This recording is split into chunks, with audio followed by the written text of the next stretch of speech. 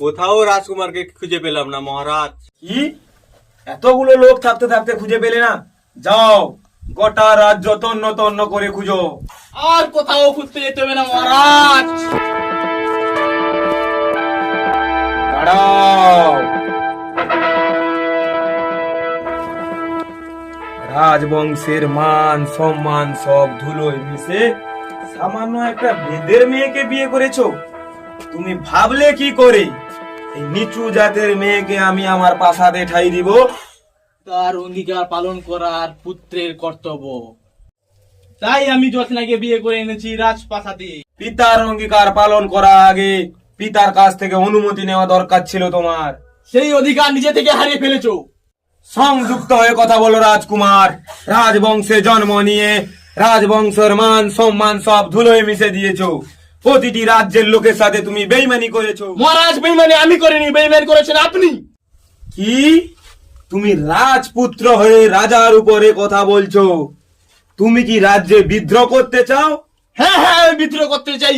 যে রাজা অঙ্গীকার ভঙ্গ করে রাজ্য গোটা কলঙ্ক সৃষ্টি করে, যে রাজা গরিবদেরকে ডেকে এনে গলা ধাক্কা দিয়ে বের করে দেয়, আমি সেই রাজার বিরুদ্ধে বিদ্রোহ করতে চাই। চুপ করো। রাজার বিরুদ্ধে বিদ্রোহ করার শাস্তি কি সেটা তুমি ভালো করেই জানো। সামান্য একটা বেদের মেয়েকে বিয়ে করে রাজপ্রাসাদে নিয়ে আসতে তোমার কণ্ঠবোধ হয়নি?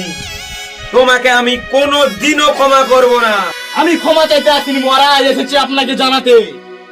একটি মেয়েকে ন্যায্য পুরস্কার থেকে বঞ্চিত করেছে, আমি তাকে বঞ্চিত করিনি, তাই আমি বিয়ে করে রাজপ্রাসাদে নিয়ে এসেছি। বটে, তুমি যাকে সসম্মানে রাজপ্রাসাদে বিয়ে করে নিয়ে এসেছো তাকে আমি কোনো দিনও আশ্রয় দেব না।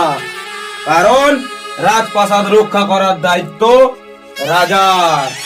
এটাও ভুলে যেও না, সেই রাজা তোমারই জন্মদাতা। আপনিও ভুলে যাবেন না মহারাজ, এই মেয়েটি আমার জীবন দাত্রী। সে তার জীবনের বিনিময়ে আমাকে পৃথিবী আলো বাতাস দেখিয়েছে। তার বিনিময়ে আপনি এই মেয়েটাকে সর্বহারা গৃহহারা করেছো, সব ঘর বাড়ি বস্তি সব জ্বালিয়ে দিয়েছো। অতি উত্তম কাজ করেছে। আমার লোকেরা বুঝতে পেরেছে ওই ছোট নিচু জাতের দুটি পা আমার প্রাসাদে নোংরামি করতে তাদের বস্তি ঘর সব জ্বালিয়ে দিয়েছে।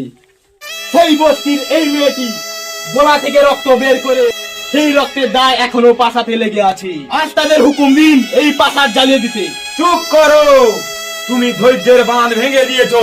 তুমি রাজত্বহীন। সেনাপতি, বন্দি করো ওই বিদ্রোহীকে। যথা আজ্ঞা মহারাজ। এই মুহূর্তে ওকে জল্লাদের হাতে তুলে দাও।